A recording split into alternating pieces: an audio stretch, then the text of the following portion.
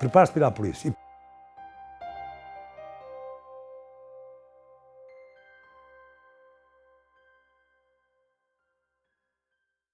Eu sou de Monção, natural de Monção, uma vila raiana do Alto Minho. No meu tempo em que eu nasci, até aos 5 anos, vivi numa vila onde se vivia com muitas dificuldades, as pessoas andavam descalças, as pessoas tinham fome, muitas pessoas tinham fome, não todas, naturalmente, mas era uma miséria completa nos anos 40, a seguir, antes da guerra um pouco e a seguir à guerra, à Segunda Guerra Mundial. Eu teria 5 anos, isto em 1943, o surto grevista em Portugal antifascista da época. Talvez por isso, uma vez vi um grupo de homens e mulheres com varapaus, alfaias agrícolas, enxadas, picaretos, toda a sorte de utensílios agrícolas, em manifestação na rua, gritando: queremos pão, temos fome, temos fome. Eu teria aí 5 anos e isso marcou-me para toda a vida, até hoje. E outra questão que me marcou foi as ideias socialistas do meu pai. O meu pai, eu e os meus irmãos crescemos ao som do hino da Internacional, do hino da União Soviética, da Marselhesa, que o meu pai, ao fazer a barba, assobiava lá na quintarola que a gente possuía. De tal modo que eu tinha 10 anos, 9, 10, 11, e já também assobiava esses hinos, essas marcantes da civilização que todos conhecemos. O meu pai, à noite, punha um copo de água em cima do rádio, porque dizia-se que a PIDE tinha um aparelho na mala do carro que apanhava quem estava a ouvir a Rádio Moscovo. E o meu pai ouvia a Rádio Moscovo, a BBC, Londres, que na altura era o Fernando Peça, o célebre locutor Fernando Peça, que falava de Londres, e era proibidíssimo, como sabem. A consciência social, não política, social, foi evoluindo, como eu disse, ouvindo o meu pai, apercebendo-me da miséria que havia à vista, não é? As pessoas, como eu dizia há bocado, descalças, mal vestidas, mal alimentadas. Algumas iam lá à casa, nós éramos pessoas que tínhamos uma vida razoável. Meu pai tinha um armazém de vinhos, exportava vinhos para o Brasil e para a África e para Lisboa. Não sei se se lembram daquele vinho célebre, Alvarinho. Foi o meu pai que lançou no mercado esse vinho que não era conhecido de ninguém, pouca gente o conhecia. Foi o meu pai que lançou esse vinho no mercado e no mundo, que o exportou para o Brasil, para a África e para vários países. E tínhamos, portanto, éramos, digamos, socialmente, fazíamos parte da média burguesia, digamos assim, da zona. E pronto, e o gosto pela história que eu tive sempre, desde criança, o gosto pela história. Mais tarde licenciei-me na Faculdade de Letras de Lisboa, em História. Lembro-me, ainda criança, me chamarem para fazer discursos quando fazia anos um filho da burguesia lá da terra. Convidem o Toninho Cerqueira, que era eu, o Toninho. Convidem o Toninho Cerqueira, que eu cantava e discursava. E falava contra o governo, sem grande consciência social, nem muito menos política, mas era aquilo que eu sentia e via, que não está a injustiça social, o fosso que havia entre a vida de algumas pessoas que ostentavam riqueza e a miséria franciscana da maioria esmagadora das pessoas. E é isso que me leva a de cada vez mais falar, denunciar o regime fascista opressor que vivíamos nessa altura e vivemos muitos anos depois. Não tinha medo. Eu até tinha certo gosto em confrontar os adeptos da ditadura. Confrontava-os e dizia: não faças isso, António, olha que não sei o quê, fulano foi preso. Pois se foi preso que me prendam a mim, pá, mas eu não me calo. Portanto, foi assim, é mais ou menos neste registro que eu me recordo. Saí então de Monção para Lisboa, tinha 17 anos, e vim para Lisboa, para a casa de uma irmã que eu tinha aqui em Lisboa. E houve um aspecto também muito importante da minha vida política, comecei logo em Lisboa já a frequentar os centros republicanos. Aí ouvi de viva voz o professor Mário de Azevedo Gomes, o Aquilino Ribeiro. Conheci e ouvi discursar, eram homens da Primeira República, o professor Mário de Azevedo Gomes, António Sérgio, e frequentei assiduamente e empenhadamente, no tempo que conseguia retirar à minha atividade profissional, que nunca tive assim uma atividade profissional, porque nunca cheguei a aquecer o lugar, ou era despedido ou era perseguido. Aos 18 anos aparece 58, as eleições do General Delgado, que eu participei. O que é que eu fiz? Fui à sede de candidatura em Lisboa do General Delgado e disse: estou aqui para ajudar. Estou aqui para ajudar, e ainda fiz comunicados a escrever, metia os dedos pelos buracos da máquina, porque eu escrevia muito mal. Mas a minha vontade era ajudar. E demorava muito mais tempo, mas fazia. E ajudei no que pude a distribuir propaganda. Estive em Santa Apolónia à espera do Sr. General quando veio do Porto. Estive ao pé dele quando a PIDE e a PSP o barraram e não o deixaram prosseguir para as dezenas, pelo menos milhares de pessoas que o esperavam no Rossio. E fui sempre perto dele quando foi barrado, e ele disse: ponha-se em sentido. Lá, eu ouvi, eu estava ao pé dele. Eu vou por aqui porque eu não recebo ordens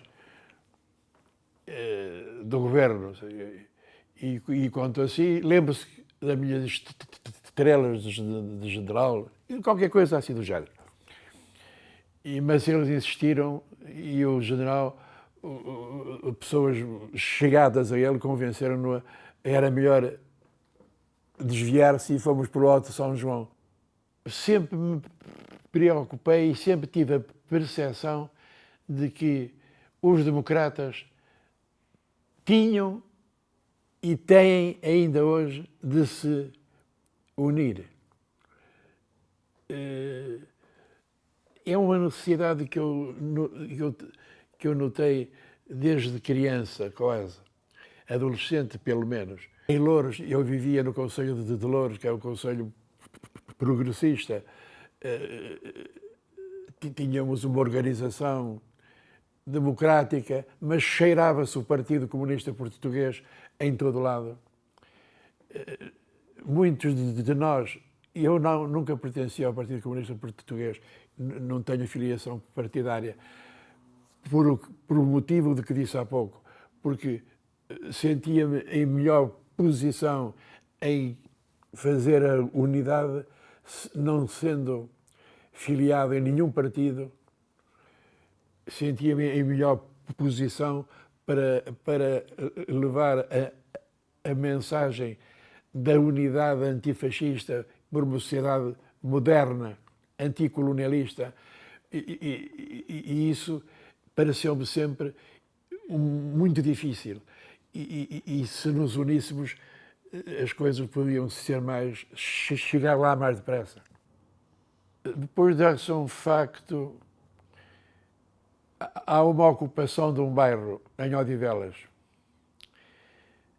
Há as cheias de 1967, em Odivelas, Concelho de Loures, Pontinha, as cheias que ocorreram nessa época. Nesse dia 25 de novembro, ainda me recordo, 25 de novembro de 1967. Democratas que não nos conhecíamos, juntámonos e criámos um núcleo de apoio aos sinistrados das cheias. Esse apoio era humanamente compreensível, mas tinha um fundo político, era que criar dificuldades ao governo e lutar contra o governo fascista. Eu e outros conseguiram outras coisas, arranjar médicos, enfermeiros, iam lá ver as crianças. Depois começámos a alargar o apoio com cobertores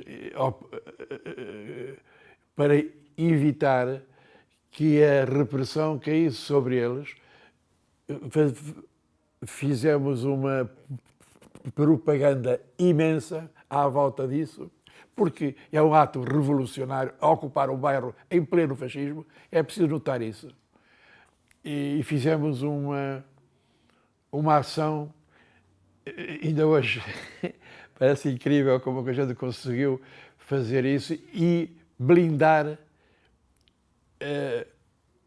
o bairro com pessoas de todo o lado, até pessoas da própria situação, como se chamava na altura. Eram 6 da manhã,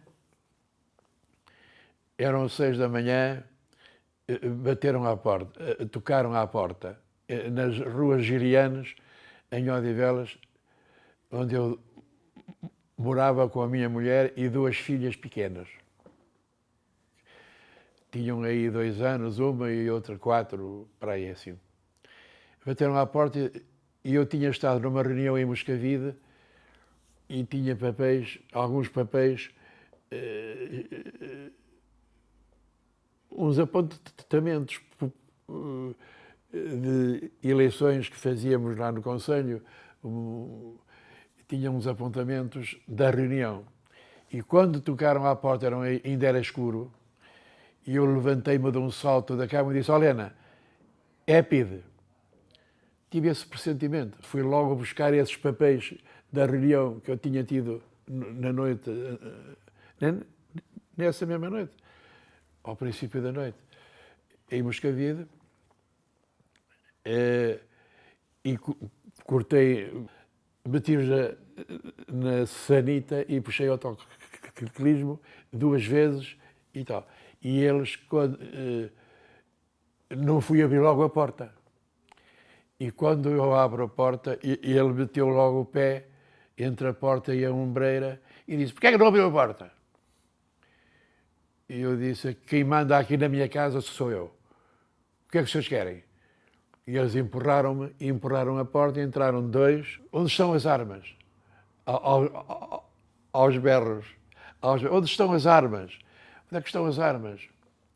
E eu disse: "Tenho aí uma arma, mas é da caça, que eu sou caçador e tenho documentos. E não tenho armas, sou uma pessoa pacífica." Acordaram as filhas, levantaram os colchões, cada miúda tinha uma caminha, da minha cama.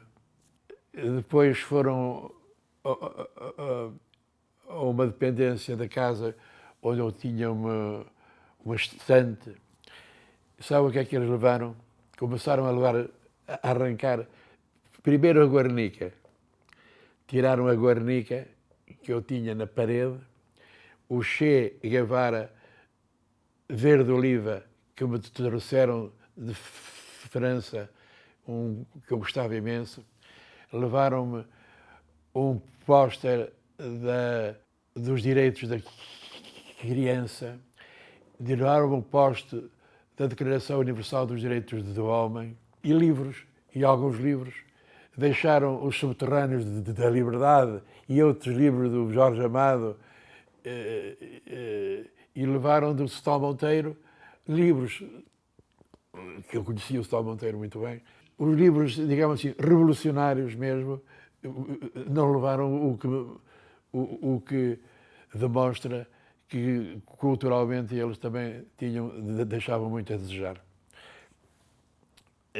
Estiveram até às 11 horas da manhã, 4 horas em casa ou 5. Houve uma altura em que o chefe deles, que ainda me lembro do apelido Martins, pegou numa máquina de escrever portátil e pôs em cima da minha mesa da sala de jantar e para escrever um auto, parece que era um auto, e ia-se sentar. Eu disse: o senhor não se senta aqui na minha casa. Faz favor, se quiser escrever, escreve, mas não se senta aqui na minha casa. Quem manda na minha casa sou eu. Ele olhou para mim e escreveu de pé. E disse: olha, esta foi a minha primeira vitória com estes filhos da mãe. Depois obrigaram-me a ir com eles para António Maria, para a Sé da Pide. Cheguei à Sé da Pide, levaram-me para o 3º andar e meteram-me numa cela com um postigo. Um postigo. Tinha um postigo. E uma cadeira. A primeira coisa que chegaram lá foi mandar tirar a cadeira. Porque eu não o deixei sentar na minha casa. E agora também não te sentas aqui, pensei eu. E estive a pensar e disse: olha, eu vou fazer a greve da fome. Não vou comer em 8 dias, ainda me devo aguentar. Disse cá para mim. E comecei a mentalizar para fazer a greve da fome. Isto era umas 11 da manhã, meio-dia. Ao meio-dia veio um PIDE com uma travessazinha, com pescada cozida, batatas e ketchup por cima. Era assim uma espécie de molho vermelho. E eu disse: eu não quero, eu não como. Pode levar para trás e isso eu não como. Enquanto estiver aqui não como. Escusa de vir com comida. Não quer? Mais fica, diz o PIDE. Lá estive, depois pedi uma água das pedras. Eu é que pedi uma água das pedras, estava um bocado mal disposto. E eles trouxeram uma água das pedras e eu disse: quanto é que custa? É a oferta desta polícia. Eu não quero ofertas desta polícia. E peguei no dinheiro, atirei-o assim, por baixo do postigo e ouvi tilintar no chão. São pequenas coisas que a gente faz, grandes lutas a partir de pequenas ações.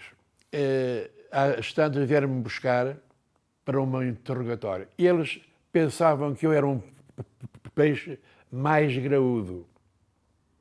Na sede da PIDE, o interrogatório foi feito pelo inspetor Adelino da Silva Tinoco. Nunca mais me esqueci deste nome. Nunca mais. Adelino da Silva Tinoco. Era um indivíduo magro, de estatura abaixo da média, era pequenote, avermelhado, com olhos amarelos. Eu pensei, parece uma cobra este gajo. E lá me interrogou, sempre com a perspectiva do partido. Era uma obsessão. Fizeram-me interrogatórios em Caxias e em Odivelas, que eu já lá chego, no posto da GNR, sempre com uma obsessão do partido. Aqui é do partido, você é do partido, você e não é de agora, está a nos enganar, escusa de nos enganar que nós vamos saber e tal. E ameaças, nunca me bateram. Fisicamente, não fui torturado. Fui torturado, se isso é tortura, é psicologicamente, tortura psicológica, isolamento, estar 15 dias numa cela pequenina, virado para uma barreira, 15 noites e 15 dias, mexeu comigo. De madrugada soltaram-me. Decidiram-me soltar e eu vim-me embora para casa. Foi a primeira vez que fui incomodado. A seguir a esta foi eu fui notificado para me apresentar na GNR, no quartel da GNR em Odivelas. E não fui. Não me apresentei. Porque eu pensei logo que era capaz de ser ligações à PIDE e tal, e eu não fui. Estava na minha rua a falar com um jovem que se reunia connosco num café que havia em Odivelas chamado Café Pato, na Cave. Um rapaz que se reunia connosco estava sentado num banco de pedra na rua, quando veio um jipe da GNR, parou, saíram o GNR lá de dentro, agarraram-me e atiraram comigo para dentro do jipe. E levaram-me para o posto, meteram-me numa cela pequeníssima, que tinha uma tábua para me eu deitar se quisesse. E uma pia para as necessidades, uma coisa incrível. Me puseram lá dentro e eu disse, mas estou aqui porquê? Sem ordens, não sei o quê. Bem, passei lá à noite. No outro dia de manhã, quem é que estava a levar-me para uma sala? Quem é que estava à minha espera? O chefe de brigada Capela. Estava o Capela, um indivíduo alto, magro, numa sala, olhou para mim e cruzou os braços e disse-me assim, com um ar de tristeza, eu acho uma graça, homem, porquê é que você se mete nisto, homem? Você até é de famílias, boas famílias. Disse o Capela. Você até é filho de boas famílias. Como é que você se mete nisto, homem? E eu, claro, não lhe respondi. E lá esteve ali a interrogar-me, sempre, como eu disse há um bocado, o Papão, Partido Comunista. E até que acabou, deixaram-me ir embora sem me levarem para o outro lado. Foi a segunda vez que me prenderam e fui interrogado por um PIDE. A seguir, foi em 73, houve o Congresso Democrático de Aveiro. O Congresso Democrático de Aveiro, eu apresentei lá uma tese no Congresso, uma tese coletiva do Conselho de Democratas do Conselho de Louros. Emocionadíssimo, apresentei ao Congresso essa tese. Ao sairmos, como se sabe, fomos encurralados numa rua sem saída e eu, ao tentar ajudar uma advogada que eu conhecia da CDE, Lucília dos Santos, advogada de Torres Vedras, eles estavam a bater na gente com bengalins. O bengalim era um maltês, que era uma fera, um filho da mãe, da pior espécie. E eles com bastões, os guardas. Eu estava a ajudar a Lucília quando o maltês, que me conhecia da gingeira, me veio molhar a sopa com o pingalim e fiquei de um lado negro, sangue pisado, do ombro até à perna do meu lado esquerdo. Andei assim semanas. Depois fui levado por 2 polícias para ser identificado e solto. Pronto, foi o que se passou. Em 73 concorremos às eleições e eu levava numa carrinha cartazes e outras coisas mais. E fomos interceptados em Louros e daí fomos sob escolta para o Governo Civil e do Governo Civil fomos para Caxias. A primeira vez que estive em Caxias foi a essa altura. Mandaram-me tirar os atacadores e o cinto e dar ao indivíduo o enorme que lá estava. E depois disseram, tu vais para a cela tal, falta outro. Disse, pode ser, apontei o Tengarrinha, porque éramos amigos, e pronto, as pessoas, éramos muitos, e eu fui com o Tengarrinha para uma cela, onde passámos uma semana a ser interrogados, e então íamos numa Ramona, nunca tinha experimentado isso, iam-nos buscar à cela e íamos para o Rio do Sul. Era uma sala, uma vez era uma sala branca, toda branca, com uma mesinha muito pequenina e uma cadeira. Às vezes eram doces, tal, você é uma pessoa nova, você não se meta nisto. Outras vezes, você é um filho da mãe, é este, aqui. Jogavam assim de maus e de bons. Eu vou contar uma coisa. Na minha terra, no dia de Páscoa, há um grande almoço, é um borrego no forno na Páscoa, não sei o quê, lá no Alto Minho. Come-se o borrego no forno e faz-se uma grande festa e tal. Eu passei lá a Páscoa, nessa altura, com o Tengarrinha.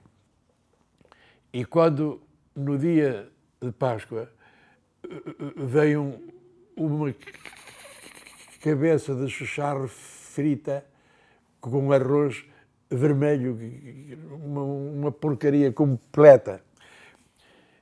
E eu chorei, vieram-me lágrimas aos olhos, comovi-me, lembrar da minha terra e tal.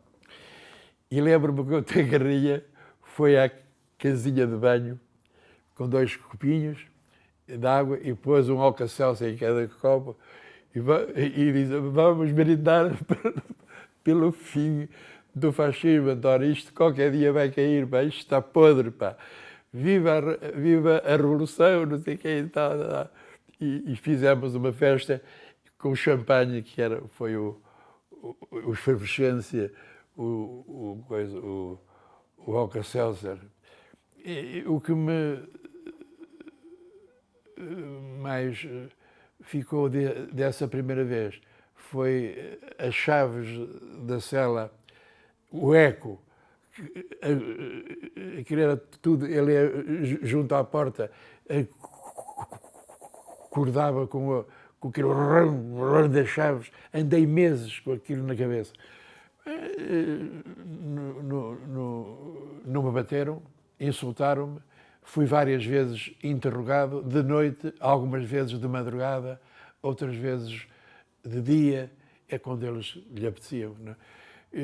até que nos soltaram a todos.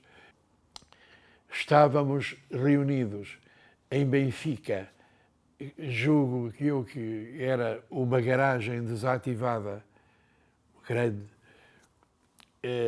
Estávamos lá todos dentro e tínhamos a palavra-chave era, como é que se diz?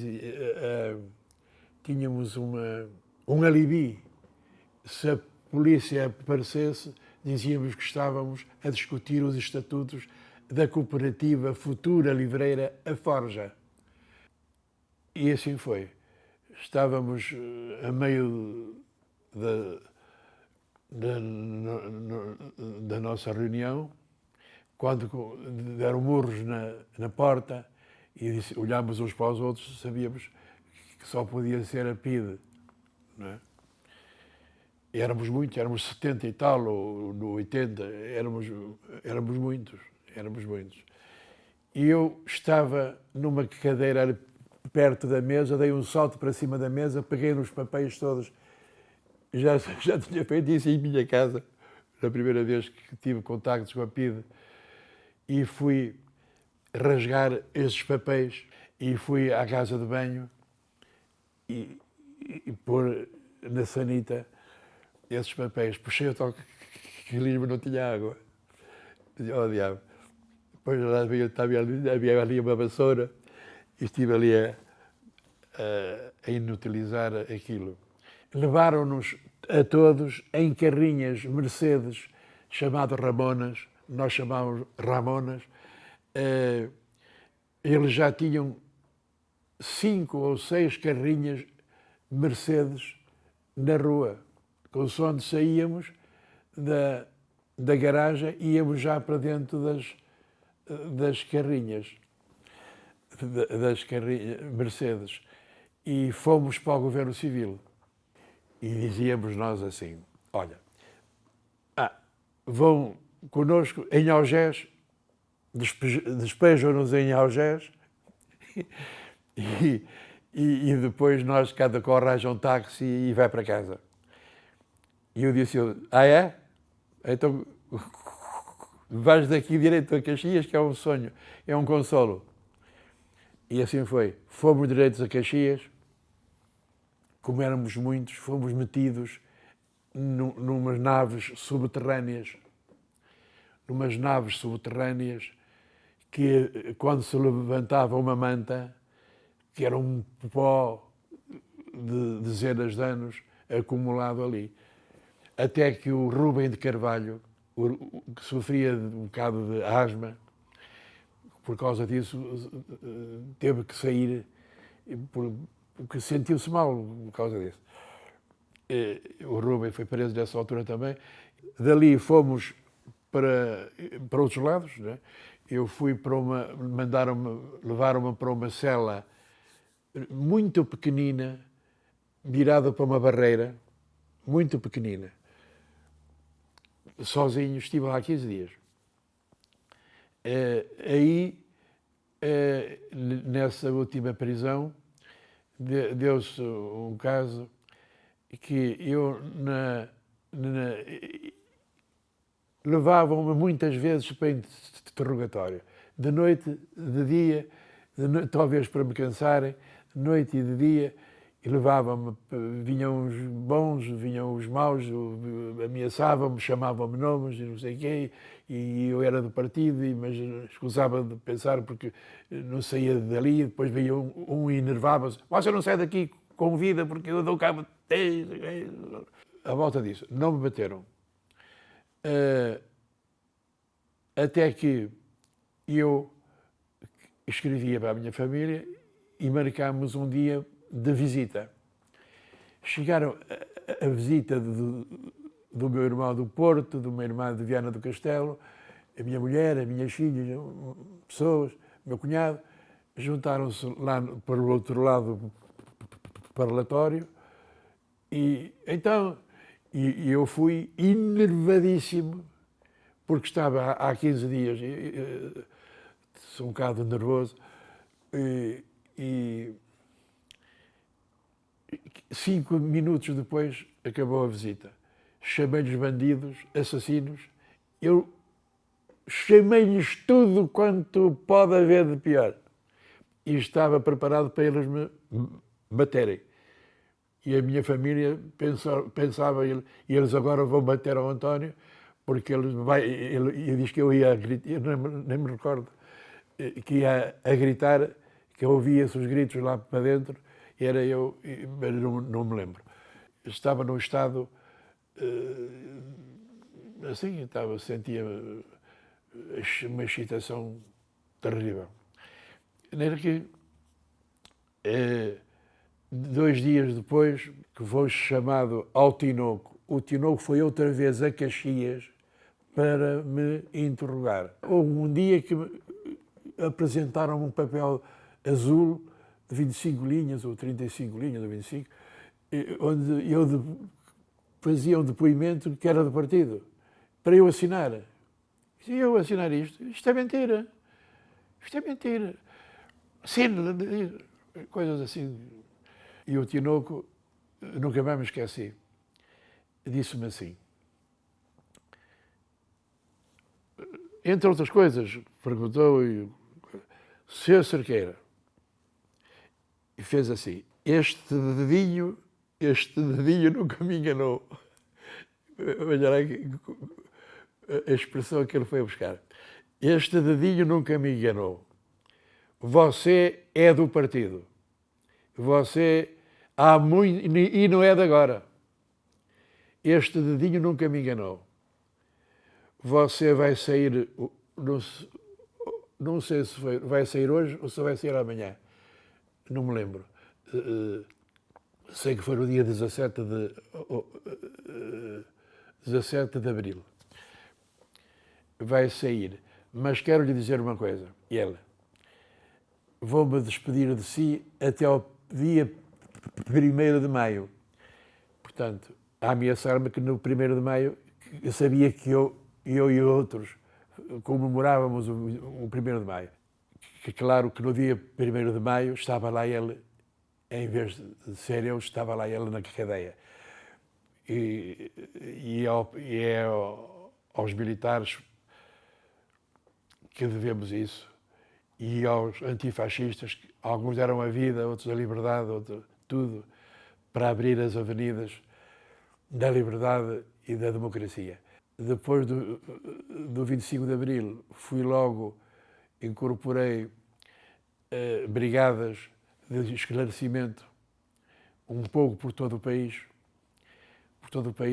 Houve uma reunião que eu não estive, não pude, nos Olivais, onde se juntaram centenas e centenas de pessoas para escolherem uma comissão administrativa para a Câmara Municipal de Louros.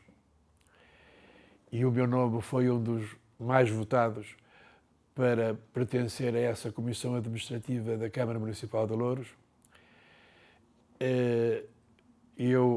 O José Gouveia, meu querido amigo,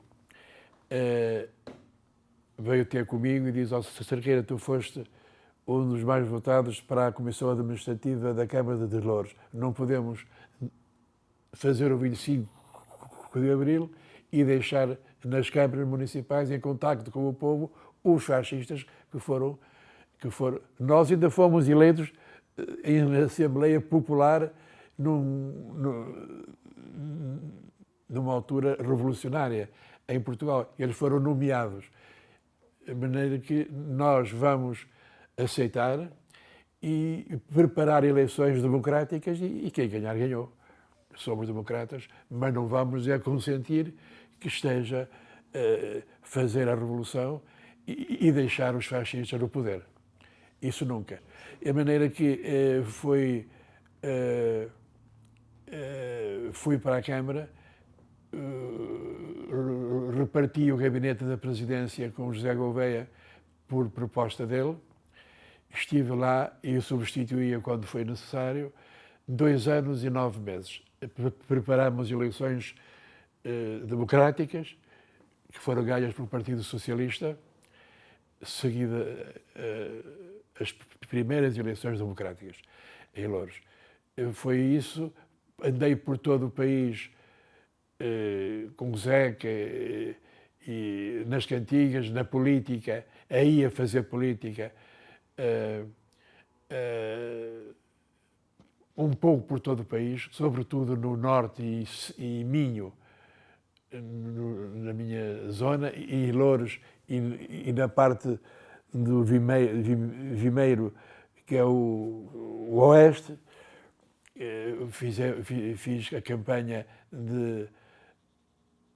a campanha com militares de Abril e com democratas, mas sempre, como eu disse inicialmente, com a ideia central da unidade dos democratas portugueses para fazermos a descolonização, para criarmos um regime democrático, solidário, moderno,